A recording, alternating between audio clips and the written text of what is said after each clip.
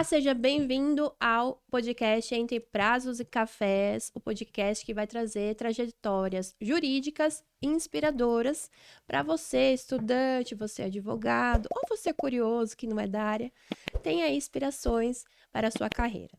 Hoje eu vou receber uma advogada do Espírito Santo, a doutora Lídia Alcântara. Ela é formada pela Universidade de Vila Velha, especialista em direito previdenciário e soprano. Achei interessante esse detalhe. Aos 23 anos, atuou como assessora do controle externo no Tribunal de Contas do Espírito Santo. Atualmente é líder regional no Espírito Santo da maior empresa de gestão de advocacia, Acelera Jurídico. É sócia fundadora do escritório Lídia Alcântara Advocacia e Consultoria Jurídica e atua com foco em direito previdenciário, unindo sensibilidade, estratégia e excelência em sua trajetória profissional. Muito obrigada, doutora, por ter aceitado o convite. Muito obrigada. Primeiramente, eu gostaria mais uma vez de agradecer pelo convite de estar aqui. É muito importante participar com vocês desse momento. Bom, como a doutora Marcele já apresentou, eu me chamo Lídia Alcântara, sou mamãe da Lina, tenho 30 anos, casada com o maior apoiador dos meus sonhos, meu marido, Ricardo. Um beijo. E eu gostaria mais uma vez de agradecer. E, doutora Lídia, me conta um pouco de onde a doutora veio, a cidade, criação, família. Minha história ela começa lá numa comunidade chamada Jardim Carapina, no Espírito Santo, na Serra.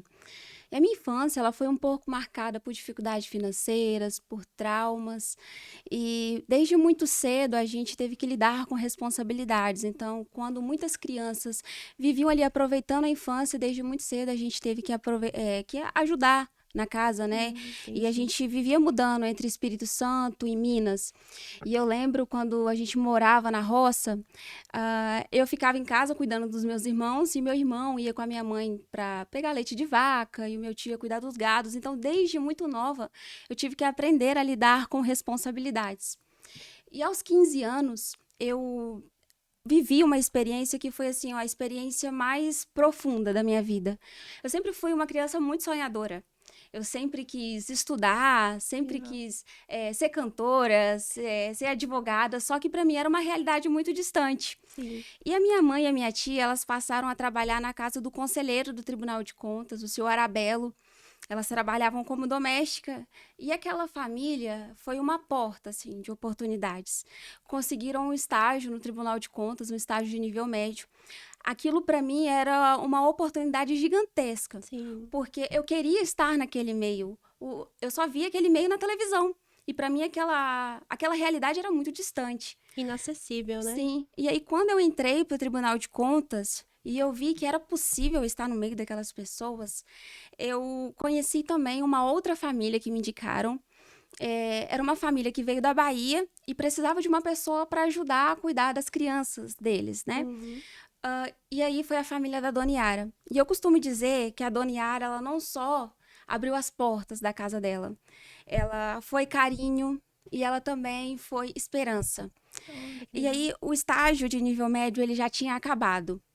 Eu falei, meu Deus, e agora? Como é que eu vou fazer para eu seguir aquele sonho? Eu quero estar no meio dessas pessoas, eu quero ser importante, né? Quero viver esse ambiente, né? Exatamente. E aí a Dona Yara, ela falou, Lídia, eu vou fazer sua matrícula na faculdade. Olha. Ela falou, vem, que a gente vai lá fazer a matrícula na faculdade que você quer. E eu sempre fui muito ambiciosa também, né? Pobre, mas, meu Deus do céu, a mente, a alma é de rico. Mas tá certa, né? E aí ela me levou para poder fazer a matrícula na FAESA, que era uma das melhores, uma das melhores faculdades do Espírito Santo. E aí, eu lembro que eu não tinha nem o dinheiro para pagar a passagem, para poder ir até ela para a gente fazer a matrícula. Eu falei, Senhor, como é que eu vou pagar uma mensalidade do curso que começou, que era R$1.085? Eu não tinha R$2,30, que era o valor da passagem. E eu não esqueço, quando eu fui pegar o ônibus e atravessar a catraca, eu entreguei tudo o que eu tinha pro cobrador. E ele olhou pra minha cara assim, aí eu meio que abaixei a cabeça, ele falou, pode passar. E assim, pra muitos isso pode ser só um gesto simples, mas pra mim era Deus falando, minha filha, Vai dar certo. eu tô abrindo caminhos. E aí a gente fez a matrícula na faculdade, E eu voltei extremamente feliz. Meu Deus, eu estou na faculdade. E eu lembrava muito de um sonho quando eu era criança, que era assim, eu vou fazer faculdade, eu vou usar aquela calça boca de sino, eu vou com meu fichário. Eu falei, meu Deus, olha o sonho de criança começando a tomar forma. E aí, ao mesmo tempo que eu saí feliz, eu também saí extremamente preocupada. E agora? Ela pagou só a primeira mensalidade. Como é que eu vou fazer para Pra desembolsar sustentar, né? mais 1.085? E aí Deus proveu literalmente. Na primeira semana de curso, eu consegui o estágio novamente no Tribunal de Contas, estágio de nível superior. Pude trabalhar ali com a equipe do Robert no setor de prestações de contas do governador. E o Tribunal de Contas e a família da Dona Yara foi apenas uma porta. Depois eu consegui trabalhar na Secretaria de Direitos Humanos também. Legal. Até que aconteceu um fato assim que para mim foi motivo de muito orgulho, porque para muitos fala, é muito fácil conseguir um estágio. Como eu disse, né, pra gente que vem lá da periferia, é difícil ter oportunidade. Muitas pessoas defendem a meritocracia. Mas foi porque você lutou, foi porque você conseguiu. Não. A pessoa da periferia precisa de oportunidades. E essas oportunidades podem fazer diferença na vida das pessoas. Com certeza. E aí, eu tomei posse como assessora de controle externo aos 23 anos de idade e pude começar a construir a minha carreira. Só que o Tribunal de Contas, por muito tempo que eu vivi ali, estágio de nível médio, estágio de nível superior, como assessora, acabou me deixando ali numa zona de conforto. E aí eu precisei desbravar outras experiências.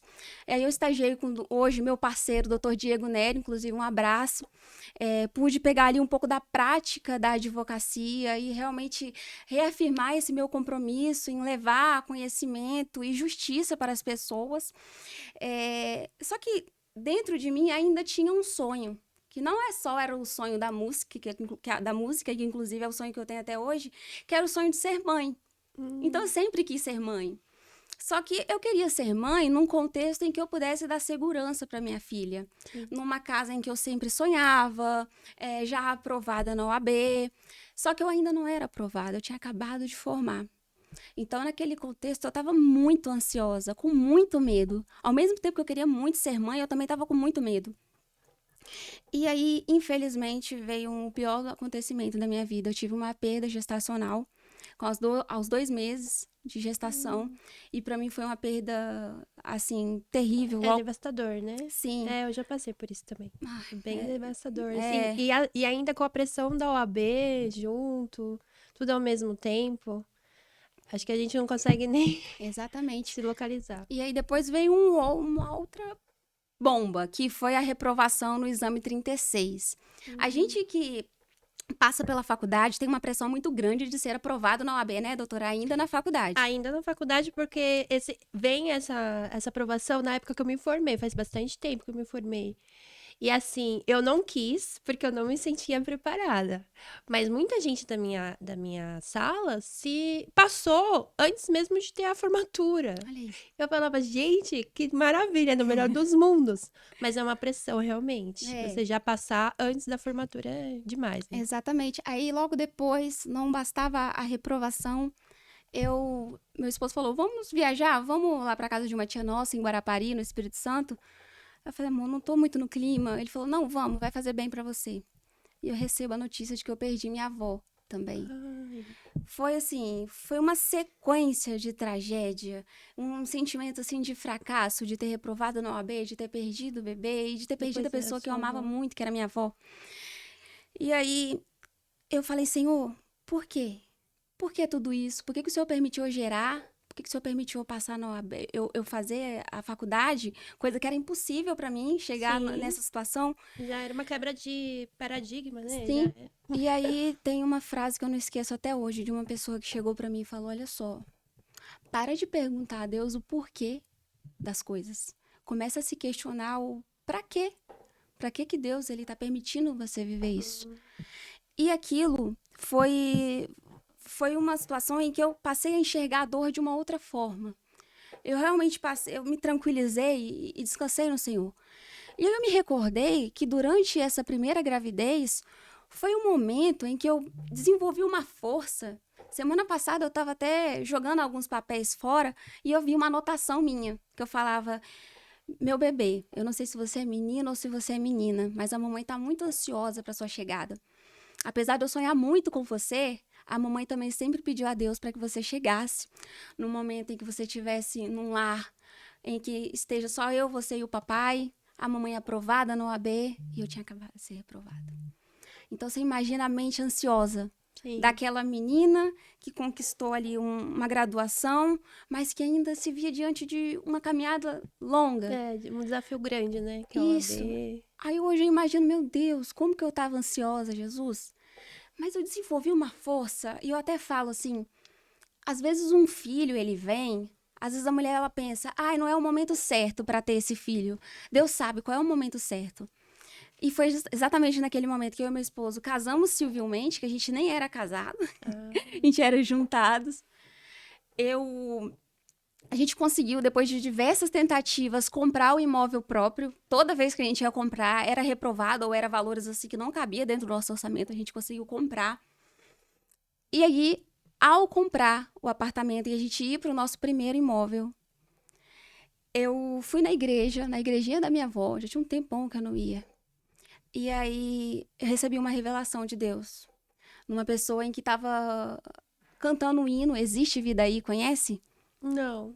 Aí ela chegou, já foi colocando a mão na minha barriga, falou, eu vou mostrar pra quem achou que terminou, eu vou deixar pensarem que o projeto falhou, eu vou chegar depois, mas vou impressionar, eu tô montando um contexto porque eu quero impactar, eu já lhe aviso logo, não pense que perdeu, que a história acabou e que você perdeu, eu vou chegar num ambiente pra operar, e aí eu chorei.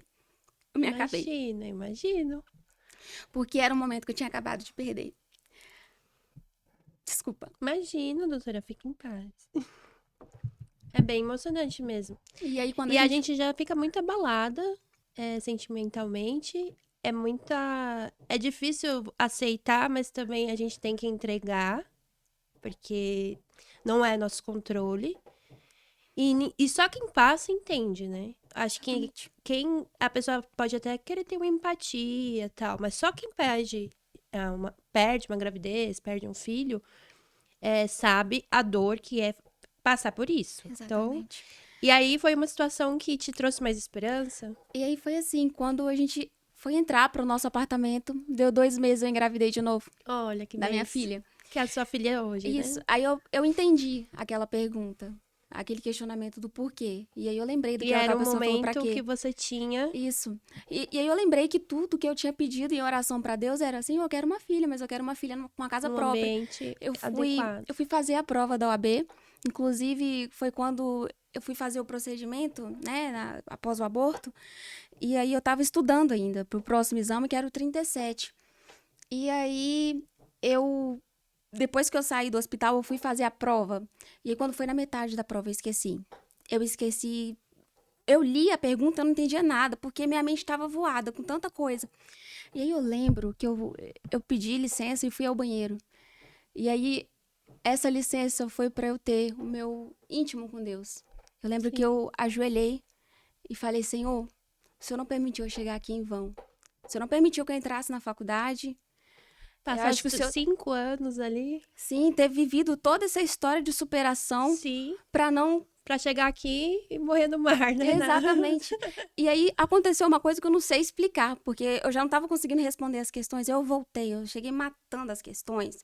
Respondi, eu fui aprovada com 54 pontos na primeira fase. Olha que legal. Com 9,6 em direito penal. E ela é 80, né, agora? Isso. Na minha época era 100. Então, 54 seria um pouquinho além da metade. Mas 54 para 80 é uma aprovação muito alta. Gente, aí eu falei, nossa, meu Deus, nesse contexto eu consegui tirar essa pontuação. E direito penal foi uma das matérias que eu mais tive dificuldade. Eu já fiquei de final, já cheguei a reprovar, inclusive, direito penal. Porque, meu Deus, teve época da faculdade assim que eu não queria trancar. Eu falei, não, eu comecei esse curso, eu vou levar ele. Eu posso fazer uma confissão? Que a professora Rosinha não esteja me assistindo, mas eu colava todas de direito penal, porque senão eu não ia sair. Eu não ia ser aprovada. Era uma matéria que eu não me identificava. Era muito difícil mesmo. Sim. É outro contexto também, né? O processo é diferente, tudo é diferente. E eu praticamente só colava, porque... engraçado, a professora Rosinha é uma das mais queridas que eu tive. que eu adorava a professora, mas não gostava da matéria. Ah, eu também. Tipo, Então, um beijo, Rosinha, se estiver assistindo. Perdão. fique com essa confissão. Não, eu também tive a mesma história com o professor Wander de processo penal. Eu não gostava de penal, mas, né? Ai, meu Deus, penal era na moda, né? Você gostava de Isso, penal. verdade. E aí, foi justamente a matéria que eu escolhi. Passei com 9,6 na segunda Ah, na fase. segunda fase foi penal? Que Sim. legal. E aí, assim, eu lembrei daquela fase. Acho que Deus, ele queria, sim, que eu fosse mãe, mas Sim. num contexto em que ele respondesse aquela minha oração, né? Em que eu fosse aprovada na pediu. casa própria, meu esposo com estabilidade. Então, eu sou eternamente grata, principalmente ao meu esposo, por me acompanhar durante toda essa jornada. E aí, minha filha nasceu com 8 meses, ele chegou, eu estava amamentando e peticionando. Ele falou, amor, tem uma notícia boa e uma outra ruim. Eu falei, tá, fala. Não tem mais nada mais devastador do que privação de sono, pode falar. Aí ele falou bem assim, eu recebi uma proposta muito boa para ganhar tanto. Eu falei, nossa, maravilha. Eu falei, qual é a ruim? É em São Paulo. Eu falei, o quê? Como assim em São Paulo? Ele falou, e aí, bora? Eu falei, meu nome é pronto. E eu sempre fui muito corajosa. E eu lembro que em uma das minhas experiências, que inclusive eu não citei ainda, que foi inclusive uma das experiências que me motivou a atuar no previdenciário, foi numa associação nacional dos direitos, né, previdenciário das pessoas vulneráveis, que era Anjos. E aí era uma associação assim que tinha um fim mais social, né, e atender as pessoas. E eu era coordenadora jurídica dessa associação. E eu sou eternamente grata pro Dr. Zadi, pelo Dr. Arthur, que me confiaram essa responsabilidade de estruturar. Então eu tive que contratar pessoas, montar do zero ali. Olha, Foi uma responsabilidade que eu agradeço muito a eles, porque me desenvolveu muito a autonomia, inclusive para eu assumir minha própria advocacia. E segurança também, né? E aí teve uma pessoa que falou bem assim, nossa, você é muito corajosa. Eu falei, por quê? Você tá saindo daqui, que é uma coisa certa, que você recebe ali, para encarar algo do novo, algo zero. Eu falei, olha, a gente só se vive uma vez. A gente só tem essa vida para fazer dar certo. Então a gente não pode ser covarde. Então se a gente quer fazer isso dar certo, a gente tem que ir na cara e na coragem. E aí foi a mesma coisa que eu falei com meu esposo. Ele falou, amor, mas é em São Paulo. Eu falei, meu bem, vamos embora, vamos pegar uma menina, vamos viver junto pra lá e brilhar. E aí, gente, meu Deus. Então, aí aproveitando esse gancho que a doutora chega em São Paulo, como foi esse desafio, né? Vir para São Paulo com uma criança de 8 meses. Tinha acabado, pelo que eu entendi, você já estava com seu imóvel lá em Espírito Santo. É uma vida, assim, ali, o seu costume mesmo. E aí pegou o AUB, tava tudo bem. Aí daqui a pouco seu marido fala: vamos lá para São Paulo, vamos lá passar um pouco de raiva. Acho que essa. Meu Deus do céu. A mãe advogada realmente não tem um dia de paz. Quando eu tava ali, a gente tinha até planejado o apartamento todinho. Sim. Gente, eu decorei todo o quartinho da minha filha. Eu coloquei papel de parede. Tava a coisa mais linda, mais linda. Arrumado, né? E aí ele me vem com essa notícia apocalíptica. Eu falei, não, vambora. Falei, vai dar tudo certo. E assim como na maternidade, acho que nós, advogados, temos um pouco aquela questão de ser um pouco controlador, né? Ah, total. Ai, querer controlar. Ah, meu Deus do céu, gente, não faz isso com o advogado e com a mãe. Fora que a maternidade foi tudo fora do eixo, né? É um desafio. Eu, na minha cabeça, eu ia dormir, eu ia acordar, ia cuidar da criança enquanto eu peticionava ali, ia tomar meu café, não aconteceu nada disso. E aí, eu achei que eu consegui controlar aqui, que a vida ia ser linda e bela em São Paulo. Cheguei, 6 graus. Espírito Santo, 35, 36, quase 37 graus. Falei, meu pai amado. Notícia, clima mais seco e poluído, São Paulo. São Paulo. Ai, gente. E Espírito Santo é litoral, né? Então, ali é outro clima. Outras pessoas. Outra vida. Outro ritmo de vida. O capixaba, ele conversa ali, ele dá atenção, é tudo mais devagar. Mais tranquilo, né? São Paulo, uma agitação. É uma loucura. Uma loucura. Engraçado que a gente que é daqui, a gente se incomoda. A gente vai viajar para outros estados. A gente se incomoda. A gente acha que os outros são lerdos, entendeu? A gente fala, ai, vai logo. Fui pra Bahia, meu Deus, era uma tortura. Assim, nada contra os baianos, mas nossa, povo mais tranquilo, mais devagar. Eu acho que a gente é muito acelerado mesmo. E a gente nem percebe o quão acelerado a gente é. Exatamente. E um dos outros desafios que a gente teve aqui ao chegar em São Paulo é que meu esposo, ele falou a parte boa, quando ele falou da nossa vida pra cá, só que ele escondeu entre linhas. que ele ia viajar, ele ia passar períodos. Ou ele não foi muito claro pra mim, acho que eu fiquei também muito empolgada com a notícia. E aí, quando a gente chegou em São Paulo, ele precisou ficar, acho que mais de uma semana fora. Ele foi pro Rio Grande do Sul. E eu com Lina, Sozinha bebezinha, numa cidade que 8 não conhece, com 8 muito graus. frio. E eu falei, meu Deus. Gente, e o desafio maior foi a questão de doença. Sim. Porque, gente, a Lina, ela teve muita otite. Teve um mês que ela teve 3 pneumonias. 2 bacterianas e uma pneumonia viral. Eu também. Eu desenvolvi muitas, assim, complicações por conta do Do clima. clima. E ela, graças a Deus, entrou na creche, né? Que acho que foi muito por conta da creche.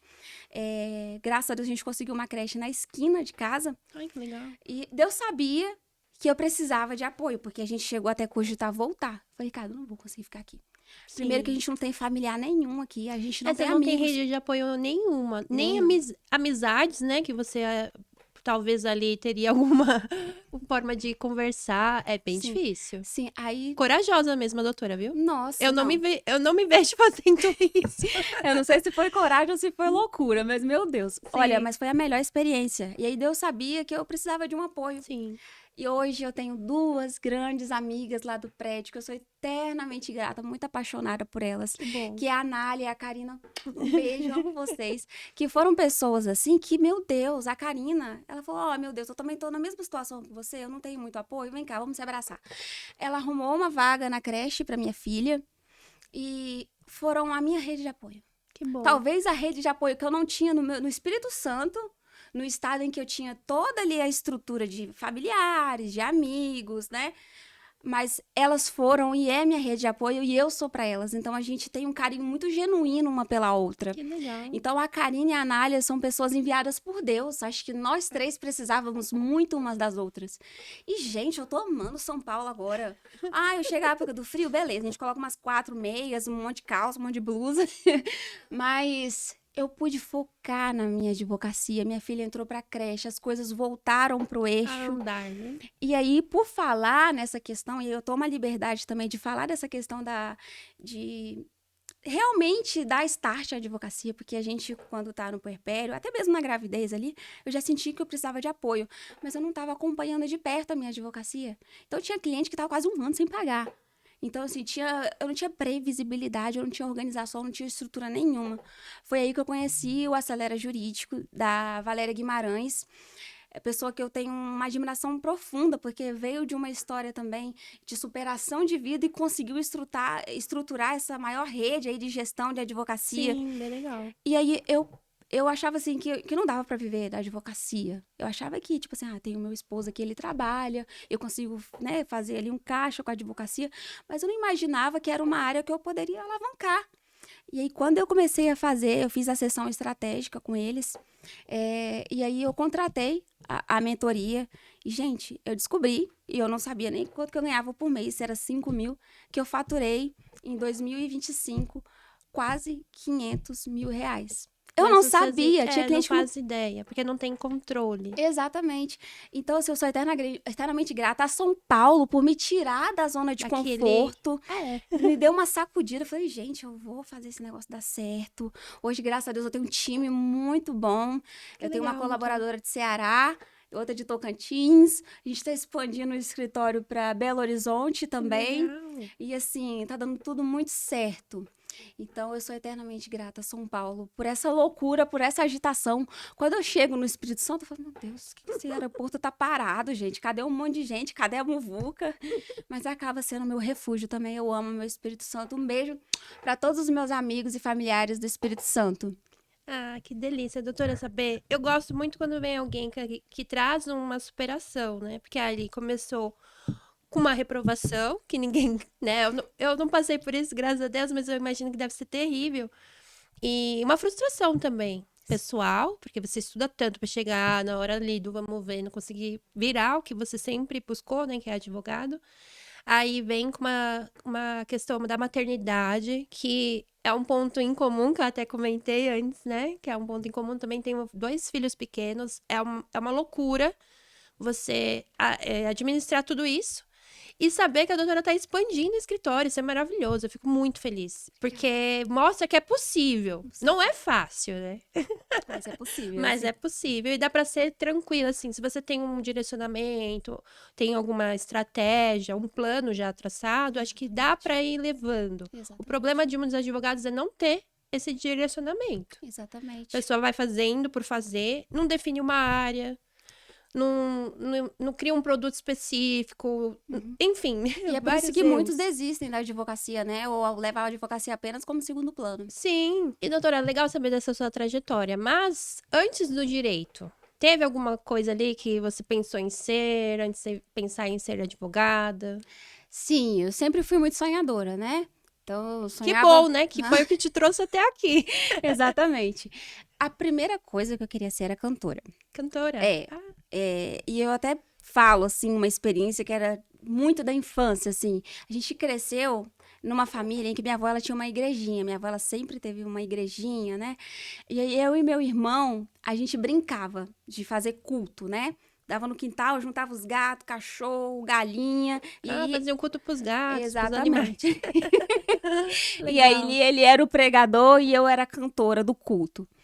E assim, a história com a música, ela sempre foi muito presente. E é incrível como a música, ela tá em tudo na minha experiência. Até mesmo no Tribunal de Contas, porque apesar de eu ter entrado no estágio de ensino médio, eu soube de uma seleção dentro do próprio Tribunal de Contas para poder participar do Coral de Contas.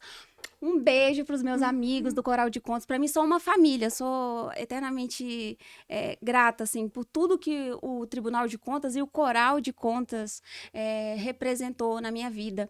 E ali eu fiz o teste de seleção, descobri que eu era soprano. Meu maestro, Cláudio Modesto, inclusive fez aniversário ontem. Eu entrei mais na música, pude conhecer óperas, e aí ele me fez um convite para poder participar do coral de ópera dele, que ele tinha um outro coral. Eu entrei, que é o Opus Liberi, e eu falei, gente, eu quero muito ser cantora, mas quando eu tinha esse sonho, eu também tinha uma outra necessidade, que era crescer na vida, que era sobreviver, né? Então, eram muitos boatos de que ser cantor não dava dinheiro. Então, eu falei, então eu preciso encontrar uma outra profissão que me permita ter estabilidade para depois eu cuidar mais do hobby, do meu desejo lá de menina. Sim. Mas eu tento conciliar. Inclusive, quando eu vim para São Paulo, a minha psicóloga ela até tinha falado, Lídia, o que você fazia antes e que apagou depois que você parou o seu brilho? Eu falei, gente, cantar.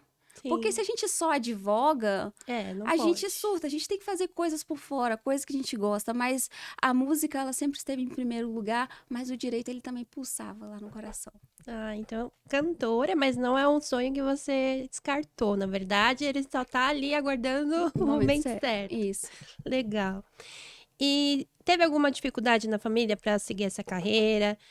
Alguém que te desacreditou? Falou, é capaz, você nem tem... Olha de onde você veio, você vai fazer faculdade aonde? Ah, sim, não. Sempre tem né, um primo, um tio que fala que, você vai engravidar na adolescência, hein? Porque chega uma fase ali da adolescência que a gente é meio rebelde, né? A gente não conhece, a gente tá Dá descobrindo. trabalho. E ele falou, olha, essa menina vai engravidar, hein? E eu sabia que eu podia, assim, divertir às vezes com os amigos, mas eu posso ser responsável também, eu posso ser alguém. Não é o seu...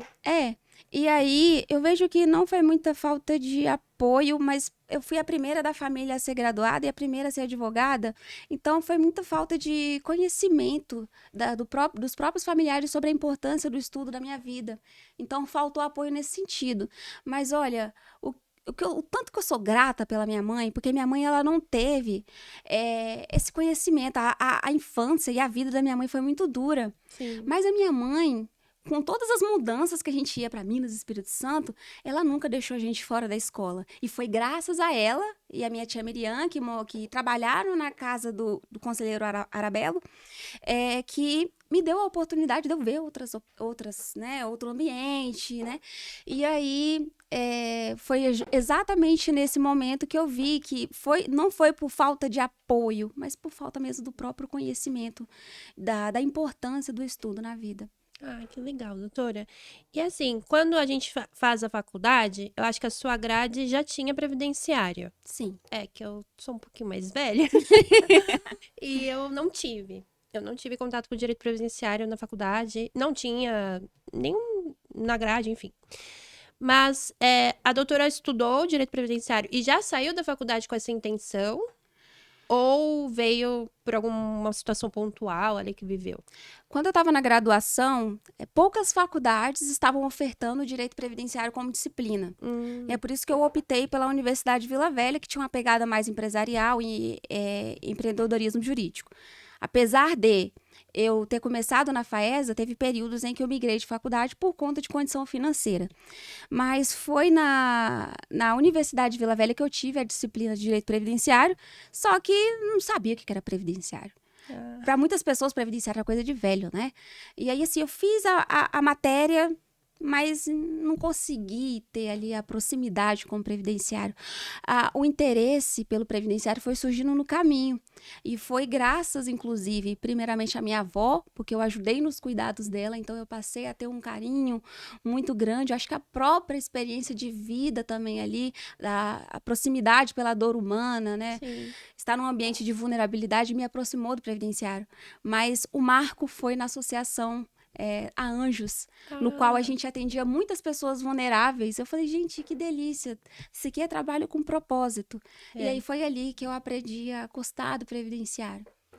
E a nossa área, ela tem muito isso, né? De trazer o social, a dignidade para as pessoas. Eu acho que, assim, eu gosto muito do direito previdenciário, mas gosto de ganhar no horário também. E eu acho a nossa área rentável. Sim.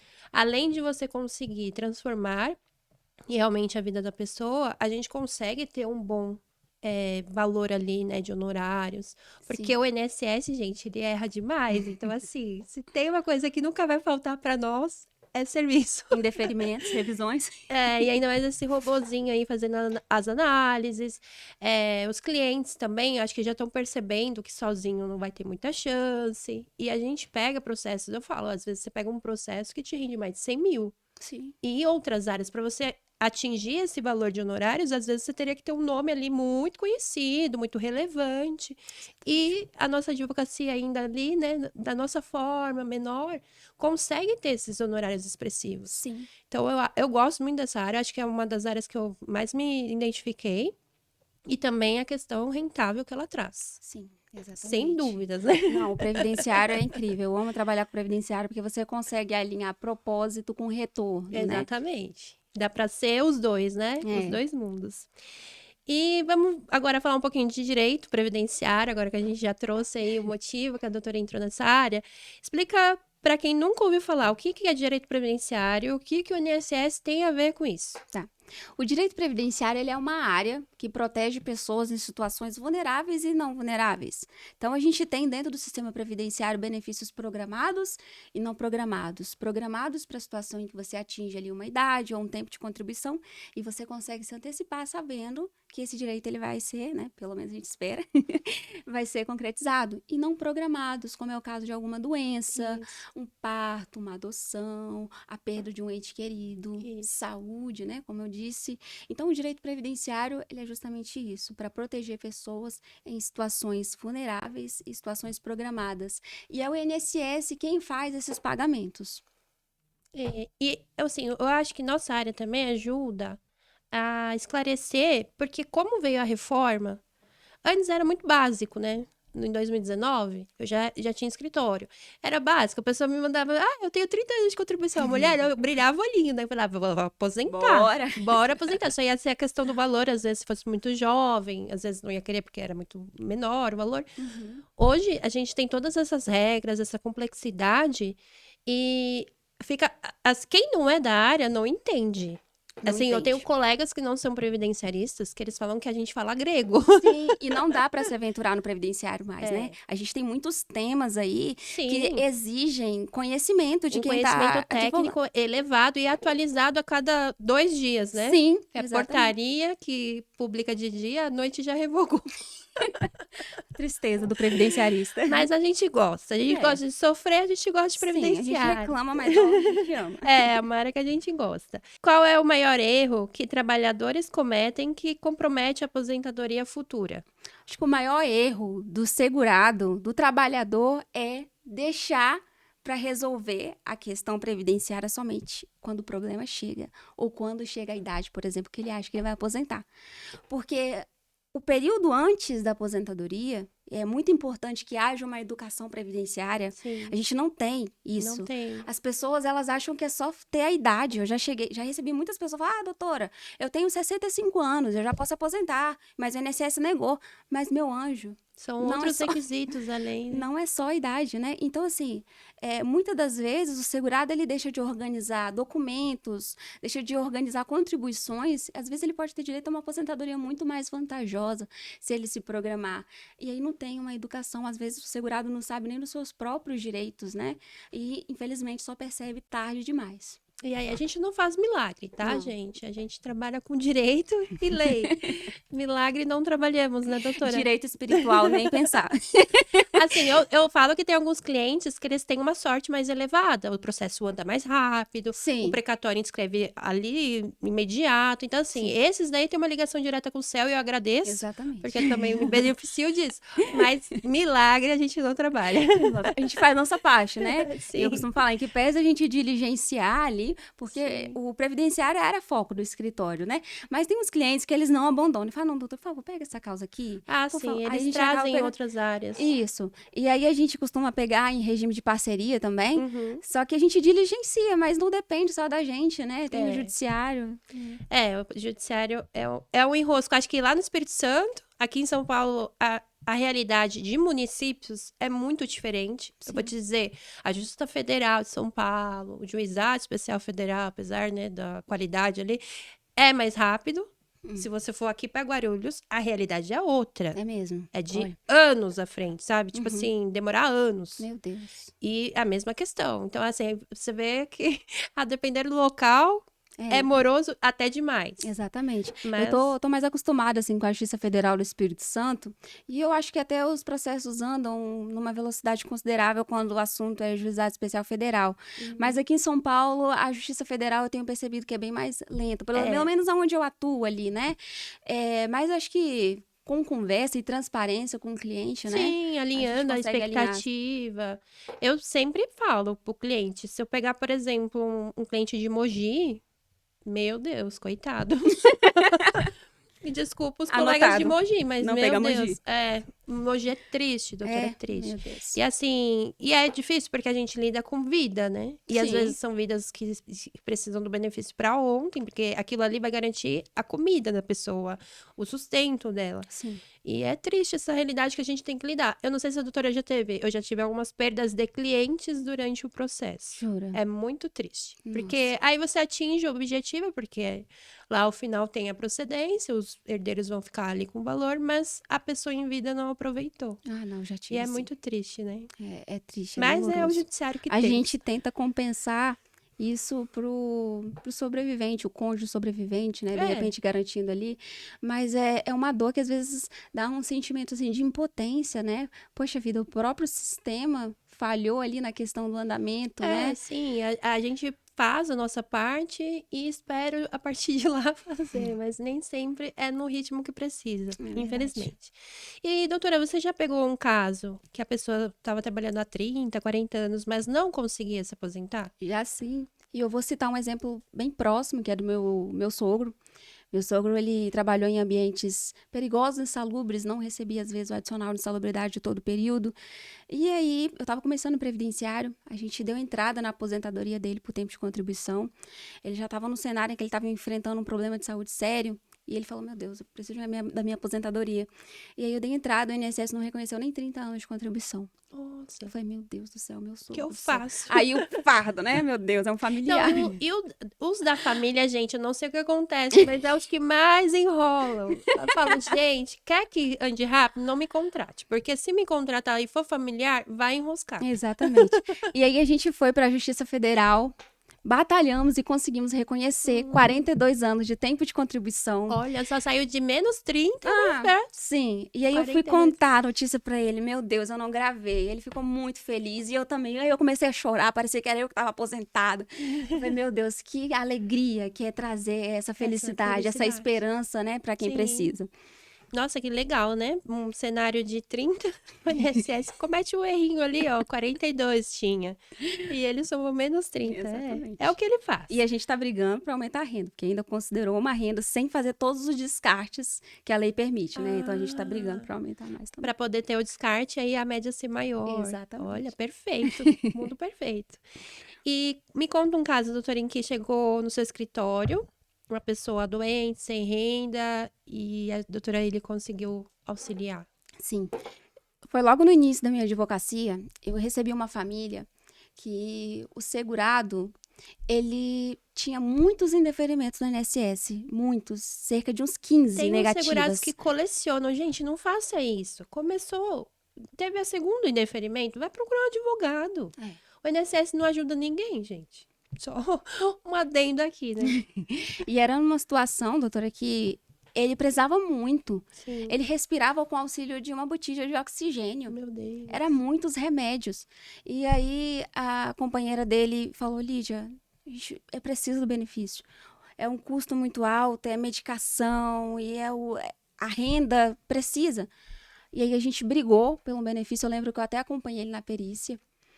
No início eu fazia muito isso, depois eu comecei a perceber que não era tão estratégico assim. Não, eles não gostam. Teve um que até indeferiu porque eu fui. Eles Falou que eu fiz barraco, meu Deus.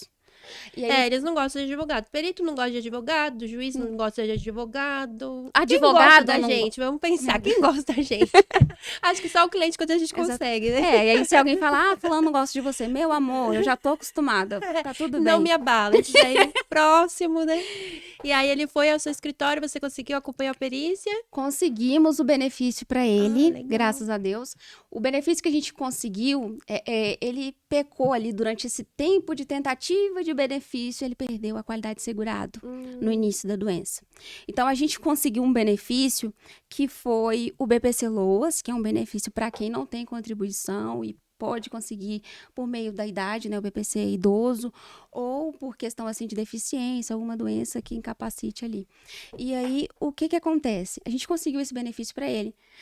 Ele faleceu, infelizmente, mas ele chegou a receber o benefício. E agora a gente está brigando por uma pensão por morte. Só que a gente estava enfrentando ainda a questão da qualidade de segurado. E eu tenho uma coisa assim, que o cliente que chega para mim, nenhum cliente chega em vão. Eu coloco o propósito em tudo. Então, cada cliente que chega, eu brigo, eu luto, eu vejo todas as possibilidades. Até solicitar prontuário na Secretaria de Saúde, eu solicito. E eu falei, a gente vai resgatar essa qualidade de segurado. E a gente vai conseguir essa pensão por morte para você. Então, é assim, às vezes demora, porque a gente fica mais no papel do cliente de ajudar a conseguir documento, porque o cliente ele não tem conhecimento, né, a respeito das documentações, não sabe o que é importante, joga fora. E aí a gente já está no final já para conseguir, graças a Deus, esse benefício. Que legal, doutora. E vai fazer diferença, né, para essa pensionista. Sim. E já teve algum caso que te tirou o sono? Nossa. Vários. Eu acho que a advocacia, ela é um pouco cansativa por conta disso, mentalmente, né? A gente tenta lidar com os nossos próprios problemas, mas a gente tem que lidar com diversos outros problemas e a ansiedade dos próprios clientes também. Exato. Por conta do processo.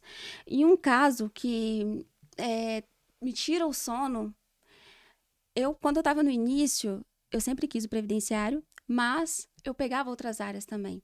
E a minha mãe, ela sempre foi uma pessoa que me indicava muito, e me indica muito. Obrigada, mames. E aí ela trouxe uma cliente dela, que minha mãe, ela vende roupas. Ela trouxe uma cliente dela, levou pra minha casa. Eu de puerpério. Falei, mãe, vou te pegar. E aí ela falou, minha filha, essa mulher aqui, ela acolheu uma mulher em situação de rua. Essa mulher que estava em situação de rua, ela perdeu o pai na pandemia e começou a viver na rua. E aí ela ficou grávida, ainda no contexto de rua. E essa mulher que me contratou, ela falou, Lídia, não é justo o Estado tirar a mãe dessa criança, porque foi durante a maternidade, eles suspeitaram de adoção brasileira, porque essa mulher que adotou, ela quis dar dignidade para essa ex-moradora em situação de rua. E aí ela não soube responder algumas perguntas muito particulares da cliente, né, da mãe. E aí começou a briga jurídica para poder trazer essa criança para a mãe. E uma briga muito cansativa, porque, infelizmente, a mulher ela é muito invisibilizada na sociedade. Quem dirá uma mulher num contexto de situação de rua, após a perda de um pai, uma mulher com deficiência leve, e aquilo me indignou. Porque foi um filho que tiraram da mãe. Eu tinha acabado de ganhar bebê. Parece que arrancaram meu filho de mim. Parece que arrancaram minha filha de mim. A gente projeta, né? Exatamente. E aí começou uma briga. Eu entrei no processo, pedi reconsideração do acolhimento institucional. Foi negado. Teve sentença. Destituiu o poder familiar dessa criança da mãe. Que desespero. Eu recorri. Entrei com mandado de segurança. Entrei com habeas corpus. Mas quando pensar remédio constitucional, recurso, eu protocolei. Esse processo ele ainda está em andamento. É um processo que me tira muito sono, porque para mim é injusto que uma pessoa que acolheu uma pessoa que estava na rua, que o Estado não faz por muitas das vezes, que tira essa pessoa da rua, da dignidade, da casa, e eu consegui também um benefício para ela, e o Estado simplesmente falar, não, você não pode ser mãe. E tem laudo falando que ela pode exercer a maternidade afetiva mediante supervisão. Então, isso para mim é uma coisa injusta. Sim. Então, a gente luta constantemente contra a própria injustiça do sistema. Então, é um processo que ainda está em andamento e eu sigo pedindo muito a Deus força, porque por muito tempo eu dei muita força para essa família. Fala, não, vamos. Falei, não, Lígia, vai ser difícil. Eu falei, vai, mas vamos aqui, segura sua mão, vamos juntos. E, ultimamente, a gente tem tentado suspender o trânsito em julgado da destituição do poder familiar, porque eu tinha pedido a Deus um sinal, porque às vezes a gente fica preocupado se a gente está martelando em coisa que não deve. Senhor, às vezes a situação dessa criança ir para uma outra família, às vezes eu estou livrando. Né? E aí, o que aconteceu? Eu pedi a Deus um sinal, e um filho dessa mulher apareceu. Falou bem assim, olha, eu acabei de encontrar a minha mãe com a Mariene, que é a curadora dela, na praia. E eu não sabia onde minha mãe estava. Eu estava procurando a minha mãe.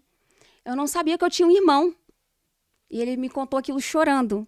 Olha. E o Estado acha que isso foi armado.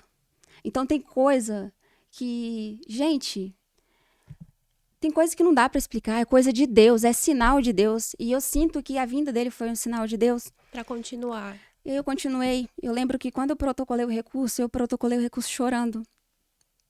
E aí, eu protocolei o recurso chorando porque foi, meu Deus, esse processo vai transitar em julgado. E não é uma decisão assim, dano moral foi negado. É uma criança que vai ser afastada da mãe. E aí, você tem o peso, né, de reestruturar, de restaurar uma família. E aí, quando eu protocolei o recurso, eu lembro que eu abri um Instagram e eu nem segui a Virgínia. Aí apareceu, ela compartilhou uma palavra que era de Jeremias. O nome do bebê era Jeremias. Olha. Que acima dos nossos planos, que os planos de Deus se realizem. Né? Que acima dos nossos sonhos, os planos de Deus se realizem.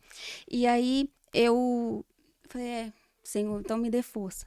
E aí recebi revelações. Hoje a gente ainda está brigando pela guarda dessa criança.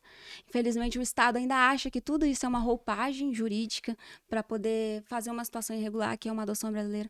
Eu vejo que não é uma adoção brasileira porque essa pessoa que acolheu tem a curatela legal. Não é uma pessoa estranha mais. É dar dignidade para aquela mãe. Ela mesma chegou a perguntar para mim, que dia meu filho vai voltar? Sim. E eu, meu Deus, a gente já chegou... E não ter essa resposta. E não ter essa resposta. Angustiante. Então, é muito difícil...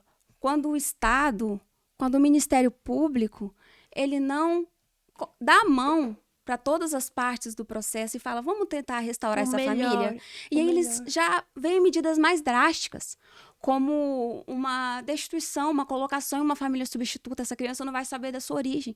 Se tem ali um familiar falando, ei, eu quero meu irmão, a minha família é desestruturada, mas a gente vai estruturar isso aqui, vamos fazer um plano? Então, vejo que falta muito isso do Estado. Sensibilidade também. Exatamente. Porque tem que pensar o melhor para o menor. Exatamente. E nenhum dos cenários que a gente pode imaginar, se tem uma possibilidade de reestruturar a família, é afastar esse menor da mãe. Exatamente. É uma coisa absurda. E o Estado decidir isso, né, doutora? Exatamente. Eu acho que tem que ter muita cautela, né? Eu acho que tem situações e situações. Sim, faz sentido. Tem dolo na adoção brasileira. A gente sabe que a adoção brasileira é um procedimento irregular. Sim. Não compactuo com nenhuma situação irregular. Jamais compactuarei. Minha advocacia ela é focada em princípios. Mas uma mulher que acolhe uma outra pessoa, faz o que o Estado não faz, dá casa, dá dignidade, e quer que essa mulher saiba que tem um filho ali com ela, eu acho que ela merece, sabe? Ela merece... Acho que é muito mais pela mãe e pela criança, né? Sim. E eu falo que, gente, essa mulher é um anjo. Que pessoa vai trazer uma pessoa da rua e vai falar, vem aqui, eu vou te acolher? Né? Então, acho que falta muita cautela do Estado. E, doutora, uma situação delicada, quando uma família perde o provedor e o INSS vai lá e nega a pensão. Sim, acontece muito. Inclusive, na semana retrasada, a gente estava num caso em que a cliente, ela perdeu o marido e essa pessoa, ela era responsável, né? Ele era o provedor do lar. Sim. Então, a renda vinha, inclusive, com base no benefício previdenciário que ele tinha. Ela era acompanhante dele, recebia o adicional de 25%. E mesmo diante dessa situação, o INSS indeferiu o benefício. E aí, tinha problemas familiares. Inclusive, depois que ele faleceu, ela chegou a ser expulsa da própria casa, que ela conviveu por muito tempo. Que absurdo. Ela levava ele na cadeira de roda para tudo quanto é lugar, passeava com ele. Era um casal, né? E aí, essa pessoa, ela entrou em depressão, teve que fazer faxina, passar muitas dificuldades. E aí a gente entra num problema que é a questão de documentação, porque hoje não basta, né? Embora legítima a pensão por morte, você precisa demonstrar ali a qualidade dependente, qualidade de segurado falecido. Documentalmente. Exatamente. E o problema dessas situações informais é essa falta de documentação, né? Exatamente. As pessoas não imaginam o impacto disso futuramente. E aí a gente acaba sendo ouvido para essa pessoa também, porque além daquela pessoa já enfrentar o luto, a perda daquele ente querido, ela também lida com as frustrações, né, do INSS, do judiciário, mas a gente já está caminhando também para o final para fazer justiça. A gente fala para essa pessoa, olha, você não está sozinha, a justiça vai ser feita. É importante eu te dizer que nada que eu fizer vai diminuir a sua dor, porque você perdeu alguém muito importante, mas eu tô aqui para segurar a sua mão. E o que eu puder te dar de dignidade, para poder compensar um pouco desse sofrimento, eu vou brigar. Sim. Não prometo, jamais prometerei causa ganha, a gente não pode fazer isso, mas eu vou segurar na sua mão. E se der certo isso, eu vou ficar extremamente feliz, mas se não der certo, eu quero que você saia na certeza de que teve alguém que brigou por você, que lutou por você. E com paridade de armas, né, doutora? Porque eles vendem aquela frase, não precisa de advogado no INSS, você pode fazer sozinho. Tem o juizado que também, eu não indico, mas dá para você entrar com a ação sozinho. Só que, gente, a gente tem toda uma estrutura por trás do INSS, procuradoria, eles são inteligentíssimos. A gente tem vários temas que chegam, STF, STJ, TNU. Você acha que essa galera de lá, né, desse lado de lá, não está preparado para um segurado que não sabe nem a própria instrução normativa, que não sabe documentação que tem que juntar? Exatamente. Inclusive, tem até o tema 1124, né? Isso. Que fala a respeito da documentação. Exato. Que se o segurado ele não junta toda a documentação, não imagina vai poder você fazer isso. aproveitar. Pode perder parte do retroativo, inclusive, né? Total. Aí você imagina um segurado que acha que, não, eu consigo fazer sozinho. Ok, né? Mas assim, as esteja preparado chances de não dar certo são maiores. E eu falo que quando o cliente fica, mas eu consigo fazer isso sozinho, eu sempre respondo. Eu falo, olha, consegue, mas as chances de não ser concedido é maior. O senhor não sabe quais são os documentos que precisam, e principalmente os que não podem ser juntados, porque não é só juntar tudo lá e achar que é um despachante, que não é bem assim que funciona. E pelo contrário, se você faltar algum documento, eu não vou conseguir nem salvar essa DER. Eu vou ter que começar do zero, aí demorou 1 ano, porque você viu essa fila aí que tá 3 milhões, agora deu uma reduzida, mas eu sei como foi essa redução, não sei se você ficou sabendo, mas que cancelou vários requerimentos. Sim, uma onda. No escritório também, já teve. É com esse INSS que vocês estão lidando. É o INSS que cancela requerimento, é o INSS que tá cada vez mais especializado. Sim. E com um robô para analisar as coisas. Exatamente. Então, assim, a chance de não dar certo quando tá sozinha é bem alta. Exatamente. Tá? Aí a pessoa tenta economizar, mas na verdade acaba mais perdendo. É um prejuízo. Eu falo isso às vezes para aquele cliente do BPC 65 anos. Ele fala, mas se eu for lá no CRAS, eu resolvo. Aí eu falo assim, pode ser que sim, pode ser que não. Só que até você saber que não resolveu, são 6, 7 meses. Aí eu faço o cálculo de 1.621 vezes 6, 7 meses e falo, aí você vai perder isso. Nesse momento, 3 salários e 30% não fica mais barato? Pois é, exatamente. Porque aí você já me pagou e já vai seguir Esse com o vai o benefício.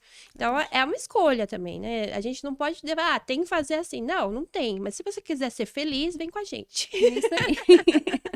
As chances são maiores, né, Não deixe doutora? para procurar depois que o problema já tá feito, né? Pode procurar quando o problema estiver instalado? Pode, mas aí eu não sei se a gente vai conseguir salvar por conta do tema. Exato. E também, assim, às vezes vai, assim, demorar mais ainda. Demora mais ainda, Podia retarda já ter mais. resolvido uma situação ali no início, enfim. Eu conheço um caso de uma pensão. A pessoa tinha vários indeferimentos, aí foi ao escritório, e questão de 2 meses eu consegui a pensão, só que ela perdeu aquelas DER. Olha Né? Aquelas entradas ali de 90 dias do óbito, que poderia receber todo o período, perdeu. Nossa. E aí, alguns Tarde, mil né? aí ficou para trás.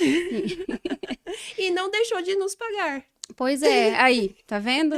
Não adianta muito, né? E você já atendeu algum cliente que se machucou no trabalho? E a empresa tentou ali maliciosamente esconder? Já sim, inclusive meu padrasto, ele Ah, o seu padrasto é um cliente assíduo lá. Ai, meu Deus, tamo aí na luta. Ele já se acidentou, já cortou o dedo, e foi uma situação em que não foi emitida a CAT, e não houve ali a devida assistência da empresa para essa situação, porque muitos empregadores, infelizmente, tentam São não orientados a enfrentar, não emitir. exatamente, a a não entrar CAT. nessa situação por prejuízo de ações financeiras, né? Infelizmente. Mas, gente, CAT pode ser o médico. Se você teve um acidente de trabalho, vai ser atendido em alguma unidade hospitalar, e fala que foi um acidente de trabalho, que ele pode abrir o CAT por você. Exatamente. Já que a empresa, às vezes, vai Já fica a se dica. omitir. Pode ser o médico. E vamos falar um pouquinho da nossa profissão. Lidar com tanto sofrimento humano cansa? Nossa, cansa demais. Eu acho que o advogado, ele já tem que, quando ele pegar o AB, já tem que contratar a terapia. A terapia tem que estar em dia. Requisito obrigatório, fazer terapia. Na verdade, eu acho que é um gasto, como fala, um custo do próprio escritório. É o custo Exatamente. mensal. Você tem que fazer terapia. Porque você não vai aguentar. Não, Isso é é muito verdade. claro pra mim também. E principalmente a advocacia previdenciária, em que você lida muito com situações de pessoas que às vezes não têm o que comer, pessoas que estão passando por um problema de saúde muito grave e não têm uma renda. Então, eu, por exemplo, eu me envolvo muito nas histórias dos clientes, né? Sim. E é por isso que eu brigo tanto, assim, para poder conseguir algo, né? Não, vamos procurar esse documento, vamos dar um jeito, porque é justamente porque cansa. A gente já cansa com as nossas demandas diárias de casa, de família, e aí você lidar com um problema do outro e um problema tão sensível, Sim. que não é uma negativação indevida. Não é um dano moral, não é um voo atrasado. Tava indo pra Madrid e atrasou. Ó, que Sim. tristeza. Não, são pessoas que estão doentes, às vezes. Pessoas que tiveram uma vida inteira de trabalho, né, doutora? Aí tem a expectativa de se aposentar, o INSS vai lá e fala que tem 30 anos. É triste. Exatamente. E você lida com a expectativa do outro também, é muito, muito difícil, né? É muito cansativo. E aí, assim, se você não tiver, primeiramente, Deus Sim. como um alicerce ali para poder te manter firme nisso, no seu propósito. Exato. Você também precisa do apoio, né? Psicológico, fazer atividades que você gosta, inclusive, tá ali, ó, nos meus planos para 2026. Voltar a fazer música. Então, eu quero muito me envolver mais na música, eu quero cantar mais. E o advogado, ele não é só advogado, ele é mãe. Então, se a gente não conseguir responder, isso cansa também, viu? Mensagem 10 horas da noite, de um domingo, de um sábado. Mas o meu cliente, ele já É mais sabe... educadinho? Não, eu acho que a gente que tem que impor esse não, sim. Porque, assim, eu não trabalho com a área da saúde. E nem penal, né? A gente falou aqui no início que eu não era... Passei colando o negócio. Então, assim, eu não trabalho com essas duas áreas. Não tem motivo para meu cliente me enviar uma mensagem nesse horário e eu ter que responder. Ele pode enviar, mas a resposta vai ser no horário e no dia útil. Sim. Porque, senão, doutora, a gente fica muito, muito... assim, é desgastante, realmente. Desgasta, porque a gente parece que não tem vida, não né? tem descanso, você não Exatamente. consegue desligar do escritório, isso mentalmente é muito desgastante. Só que eu aprendi a ser assim, tá? Não tô falando que eu sempre... Não, eu aprendi depois de sofrer muito. Teve uma época que eu tinha o meu bebê, acho que o Matheus, que é o mais velho, ele tava com 4 meses. Eu lembro que o meu marido tirou o celular da minha mão. Que eu tava com uma cliente que ela tava me questionando o cálculo da prestação de contas. No momento ali da prestação de contas e tal. Ela tinha ido ao escritório, eu tinha feito a prestação de contas na frente dela. Ela aceitou, assinou. Só que depois ela começou a mandar um monte de áudio. Umas 7, 8 horas da noite. Não sei se ela já estava ou não alcoolizada. Porque, né, esse horário, não sei. Já usou o benefício? Era uma sexta-feira, eu lembro até hoje. E eu com meu bebê, e ela mandando áudio questionando a minha... E assim, se você questionar algumas coisas, eu nem ligo, mas questionar a minha honestidade é uma coisa que me irrita profundamente. Também. Aconteceu semana passada também, inclusive. Então, é cliente... Nossa, normal, cliente... a gente não vai... Principalmente quando o assunto é honorário de sucumbência também, né? Também. E questão de Vamos explicar o que é o honorário de sucumbência? Vamos explicar, gente. Em termos mais simples, assim. O advogado que vence a causa tem direito a honorários que não são vocês que pagam. É a outra parte. É outra parte que não se confunde com os honorários contratuais, que são aqueles que vocês combinaram. Acertaram. É. E não é seu, não faz parte nenhum ali do seu êxito. É pelo bom trabalho que a gente desenvolveu. Exatamente. Para chegar naquele resultado, e a outra parte nos remunera por isso, porque somos ótimos advogados. E aí, ele tem que nos remunerar. E é muito difícil. Tanto é que na prestação de contas eu não coloco. Uma, porque eu faço parte do Tribunal de Ética aqui, né? Então a gente não precisa pôr, porque é nosso. Então você não tem que ficar justificando até para ter esse embate desnecessário. Só que essa cliente, ela tava me questionando. Gente, sem brincadeira, era R$20. Meu Deus. Ela tava tirando minha paz por causa de R$20. E aí, eu acho que na hora que o meu marido ouviu que era só R$20, ele tirou o celular da minha mão e falou: você para de falar com essa pessoa agora, você fala com ela na segunda-feira. Isso aí.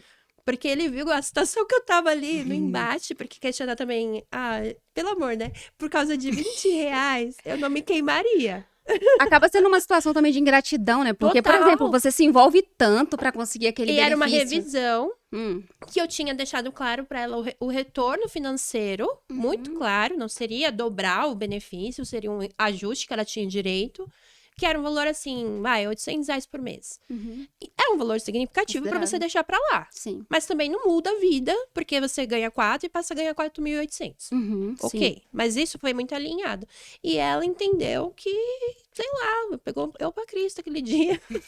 E ali eu percebi que eu tinha que pôr esse limite. Sim. E desde então, eu me policio. Às vezes a gente acaba atendendo um cliente ali ou outro, mas não é uma regra. Sim. Não é uma regra e...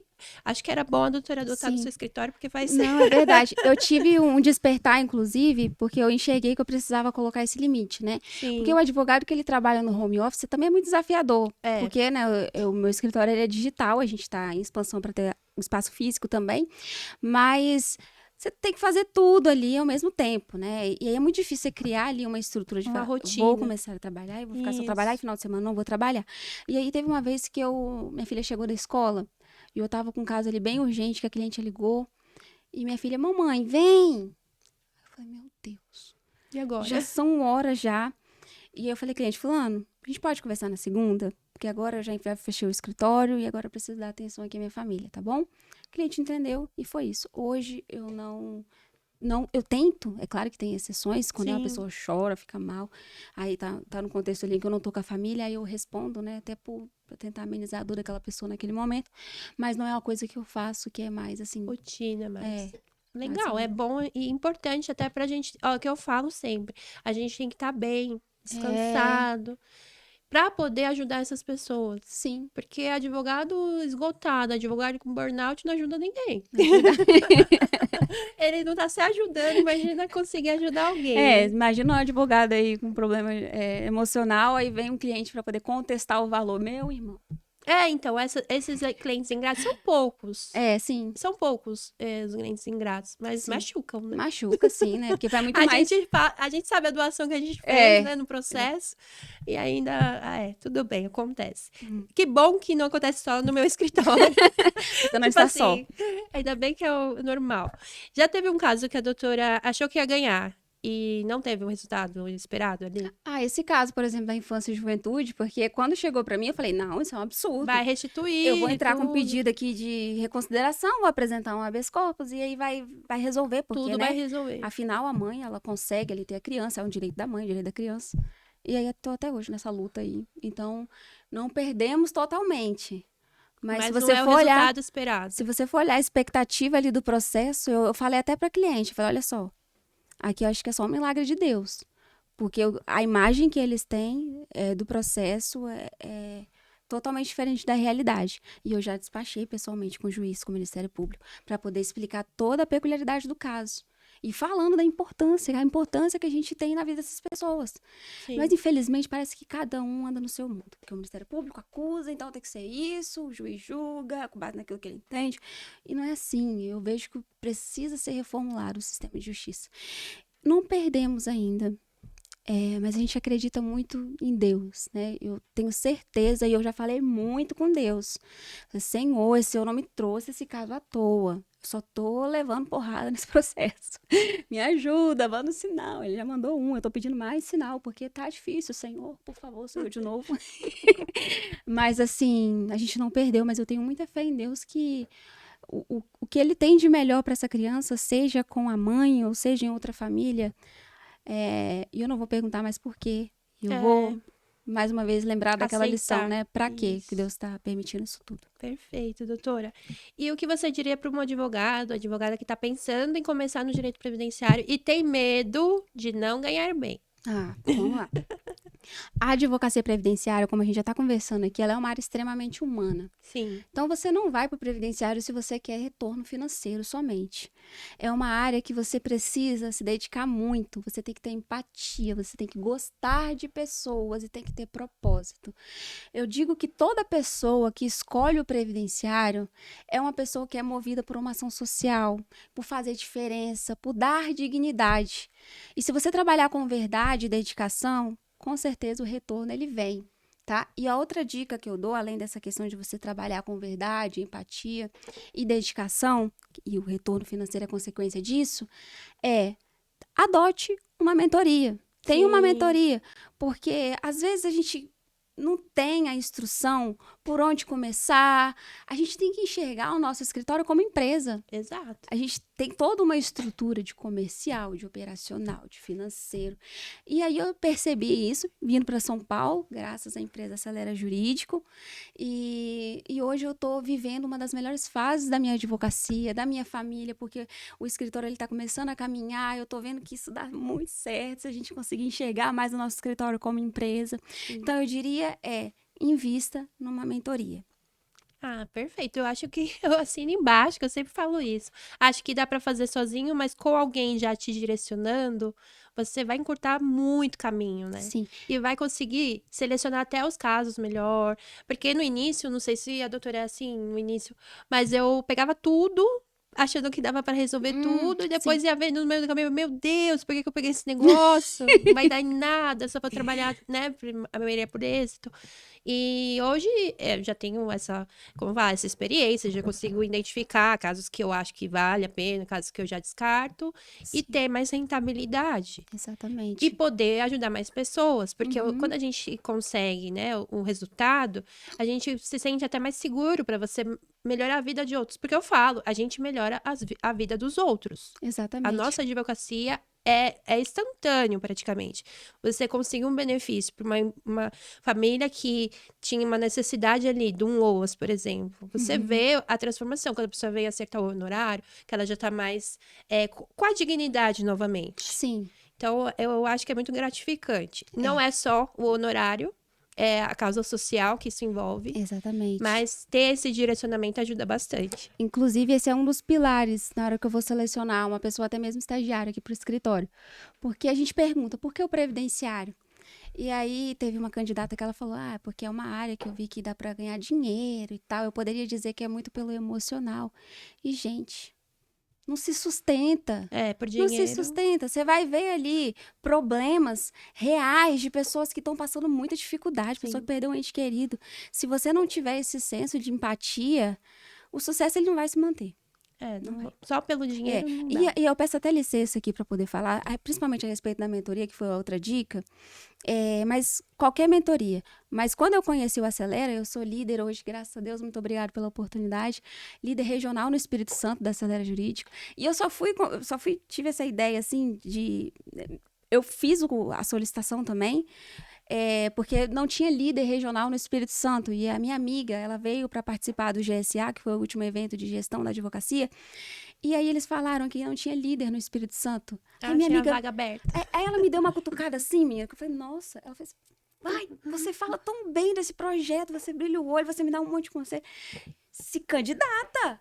Aí eu falei, tá. Aí eu conversei e falei, João, se precisar, tamo aí. Aí eles avaliaram, né? Então já tinha uma relação ali com eles. E o interessante é que para quem não tem direcionamento e para quem quer fazer isso algo mais escalado, é que eles fazem uma sessão estratégica para identificar todas as dores do seu escritório e criam um plano a partir disso. Então, hoje eu consigo crescer, por exemplo, já vi um plano com a Midas Play, que é para poder fazer esse passo já de gravar mais vídeos, de produzir mais vídeos. Que legal. Inclusive, nossa, super admiro o trabalho, as pessoas aqui, agradeço muito o convite mais uma vez. Que legal, doutora. E essa parte de se posicionar na nossa área é muito importante. Eu falo, assim, que por ter um posicionamento, que eu faço isso há bastante tempo, o meu escritório chegou em locais, em clientes, que se eu tivesse ali com a vergonha de abrir uma câmera e falar, eu não chegaria. Então, assim, é o que eu falo, você passa quanto tempo no seu celular? Se você não tá ali, teu cliente tá assistindo outra pessoa. Exato. Porque as pessoas entenderam que quem não tá no digital, se não tiver no digital, nem existe. Posso dar uma dica para os advogados? Pode. Olha, você que quer gravar conteúdo, você tem que pensar o seguinte, você não está falando com outro advogado, Sim. você está falando para o seu cliente. Então, seja familiar, que tem muita gente também que não grava conteúdo por conta de familiares, o que você quer? Você quer captar? Então, você expõe. A nossa advocacia, ela é isso, inclusive, né? Acho que quem não tá no digital hoje tá perdendo muito, inclusive. Muito. Então, bora gravar vídeo. E eu sempre falo, um conteúdo que você informar uma pessoa já valeu a pena. Sim. Porque a gente tem que tirar esse ego de, o que vão achar, eu sou blogueira, tudo mais. Porque eu vivi isso no início, há bastante tempo atrás. Todo mundo, e era mais raro, porque hoje todo mundo faz. Sim. Quando eu comecei, as pessoas não faziam. Eu era blogueirinha, né? Eu era blogueirinha. E aí, eu percebi que, tipo assim, pra mim foi bom, trouxe resultados de, como eu falei, trazer clientes onde ele não ia me achar, de processos que eu tive valores expressivos, porque eu tive coragem de me expor e falar sobre direito. E é o que a doutora falou, dá pra você falar, mas pensando no cliente. Exatamente. Pensa no cliente. Que informação importante. Quantas pessoas não sabem sobre o auxílio-acidente? A possibilidade de receber um benefício porque está acidentado, teve a sequela. Uma pensão Quantas vitalícia, pessoas? por exemplo, né, também. Uma pensão. Na família do meu marido. Porque antes de 99, acho que em 88 mudou isso. A pensão era só para mulher. Então, aqueles senhores mais velhinhos, eles não sabem que eles podem ser pensionistas. Isso aconteceu na família do meu marido. Teve uma tia dele que faleceu, infelizmente, e o tio dele era aposentado. Aí eu falei, e aí, tio, vamos dar entrada no... não foi no velório, tá, gente? Foi um pouquinho depois. Graças a Deus. A gente vai tentar ali puxar como fala, o direito da pessoa. Sim. E aí eu falei, tio, vamos dar entrada, porque eu sabia que ela era aposentada. Eu falei, tio, vamos dar entrada depois na pensão? Ele, não, eu não tenho direito. Como assim não tem direito? O senhor era casado, ela era aposentada. Não, mas eu sou homem, né? Por quê? Porque ele tinha aquela visão da lei antiga. Da Nossa. Lopes, lá no início, que realmente não dava direito ao homem. Sim. Mas hoje pode. Sim. Então, a gente tem que trazer essa informação para a internet, aproveitar essa visibilidade que o conteúdo jurídico traz. Uhum. E também, é o que a gente falou, quem não tá na internet tá esquecido. E é muito triste, infelizmente, quando alguns outros advogados criticam quem faz. Porque, galera, se vocês pensarem bem, a gente está até trazendo cliente para vocês, porque é um conteúdo que a gente posta, às vezes o cliente que está perto de você fala, olha, fulano falou uma coisa, eu tenho direito. Sim. Então, assim, a gente acaba tendo ali uma função social ali também na nossa advocacia. A gente ajuda o cliente a esclarecer que ele tem um direito, às vezes ele vai procurar outro advogado, nem nós mesmos, mas ajudou, né? Sim, Deu esse passo. E tem algo nessa área que ninguém conta, mas que você descobriu na prática? Assim, é que você tem que ser extremamente forte mesmo, né? Eu acho que acaba até sendo... Resiliência. Exatamente. Acaba sendo um pouco repetitivo, mas muitas pessoas entram no previdenciário, e como eu citei exemplos aqui de pessoas que às vezes querem apenas o retorno financeiro, mas não sabem o quanto que você precisa realmente ser forte. Sim. Você vai estar fazendo uma atividade física e você vai lembrar de uma pessoa que não consegue andar, de um cliente seu que está precisando de um benefício, Sim. uma pessoa que perdeu um ente querido, uma pessoa que passou por uma perda gestacional, por exemplo, tem direito a um salário maternidade. Então você precisa ser forte. E outra coisa também, além de ser forte, você precisa ser psicólogo muitas das vezes. É claro que o termo ele é muito genérico, assim, mas você precisa ser ouvidos. As pessoas hoje sentem falta de serem ouvidas. Conversar. Às vezes, muito advogado chega e já traz o juridiquês, não, fazer isso, fazer aquilo. Calma, por que você está aqui? Me conta a sua dor, o que está acontecendo, como que eu posso te ajudar? Além disso, trazer mais conexão entre você e o seu público, isso abre uma porta de indicações também, fora que você faz a diferença na vida da pessoa. Eu lembro, assim, muitas pessoas, quando conversam comigo, e não é para me gabar, é para falar a importância de ser ouvido, liga e começa a chorar. Poxa, doutora, muito obrigada, ninguém nunca me acolheu assim. E é isso, gente. A advocacia, ela não é só juridiquês. Processos não são só números, são vidas. São pessoas São ali. pessoas. E é isso que a gente tenta trazer pro judiciário muitas vezes, né? Exatamente. Porque, infelizmente, a impressão que dá em algumas decisões é que é só mais um ali, ó. E ali tem uma vida aguardando aquela decisão. Exatamente. Mas, assim, doutora, adorei o nosso papo. Eu também. Eu amei saber que tem colegas, assim, tão empenhadas realmente em defender os direitos dos clientes. Eu me sinto muito representada na sua advocacia. E eu também. Que eu acho que é a advocacia ideal. Sim. Que é aquela que busca, assim, um resultado, mas humaniza isso. Exatamente. Lembra que tem uma outra pessoa ali do outro lado. Não é só mais um contrato. Exatamente. É alguém esperando, né? Nossa, não, e eu faço suas palavras as minhas, eu tô adorando, adorei muito participar desse bate-papo. E assim, infelizmente, banalizou-se muito o conceito de humanização no direito. Sim. Como se humanização fosse um atendimento ali, mas não, gente. Humanização é justamente isso, é você enxergar pessoas além de processos, né? E além de números. Isso. São pessoas ali. Cada pastinha ali tem a sua história de vida. Exatamente. E se você pudesse dar um conselho para alguém que está passando por alguma dificuldade com o INSS, qual seria? Primeiramente, não desista, porque pode ter solução. E segundo, não deixa para ver um profissional tarde demais.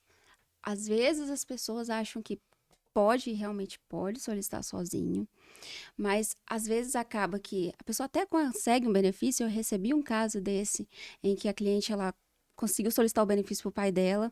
Poxa, mas ele aposentou com salário mínimo, e aí eu fui revisar. Sorte que quase ia dar 10 anos e deu tempo de solicitar a revisão. A pessoa que estava recebendo pouco mais ali do salário mínimo tinha direito a uma revisão de quase R$4.000. Caramba.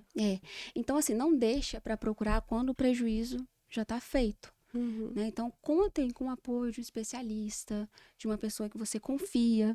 E especialista em INSS. É importante, porque às vezes o advogado que a pessoa conhece não é especialista em INSS. Ou a pessoa procura uma empresa de assessoria. Ah, não. E, gente, é importante que seja um profissional advogado, porque o advogado, ele tem conhecimento da legislação, dos temas. A gente citou aqui, né, o tema 1124, que é um tema muito importante. Então, assim, não deixe de ver com um profissional advogado especialista. Perfeito. E onde as pessoas podem te encontrar, seguir o seu trabalho, ver aí que a doutora é líder lá do Espírito Santo? As pessoas podem me acompanhar pelo Instagram, advogada.lidialcântara, @advogada.lidialcântara. Lá eu posto alguns conteúdos, por enquanto ainda um pouco estáticos, mas eu ainda apareço nos stories.